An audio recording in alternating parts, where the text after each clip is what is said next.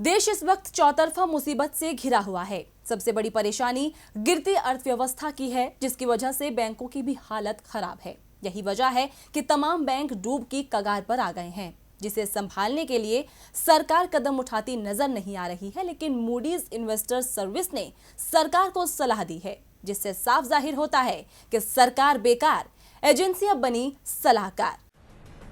मोदी सरकार के सामने इस वक्त सबसे बड़ी चुनौती बैंकिंग सेक्टर को पटरी पर लाने की है, लेकिन इस चुनौती से सरकार उबर नहीं पा रही है, बल्कि ये हालात सभी के लिए चिंता का सबब बन गए हैं। हर कोई कह रहा है कुछ तो करो सरकार, बैंकों को बेचने की बजाय उनकी स्थिति सुधारो सरकार। अब मूडीज इन्वेस्टर्स सर्विस ने भी सरकार को यही सलाह दी है। मूडीज ने कहा कि कमजोर पूंजीगत भंडार को देखते हुए सरकारी बैंकों को 2 साल में 2,10,000 करोड़ रुपए तक बाहरी पूंजी की जरूरत होगी। इसके लिए सरकारी समर्थन सबसे अधिक भरोसेमंद स्रोत होगा।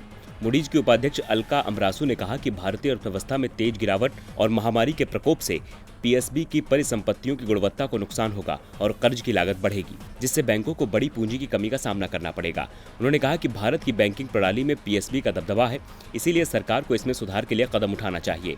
सरकारी मदद से इन बैंकों की हालत बदल सकती है। मूडीज ने एक बार फिर सरकार को चेतावनी देते हुए कहा कि भारत की अर्थव्यवस्था में 2020 से 21 के दौरान तेजी से गिरावट आएगी। हालांकि 2021 से 22 में अर्थव्यवस्था में मामूली सुधार देखने को मिल सकता है, लेकिन उससे पहले मोदी सरकार को बड़ा कदम उठाना होगा, उसे आर्थिक मदद करनी होगी। मूडीज ने ये चेतावनी उस वक्त जारी की है जब सरकार बैंकों को पैसा देने की बजाय उससे लेने का प्लान तैयार कर रही है। कहा जा रहा है कि सरकार अपना खजाना भरने के लिए बैंकों से पैसा लेगी।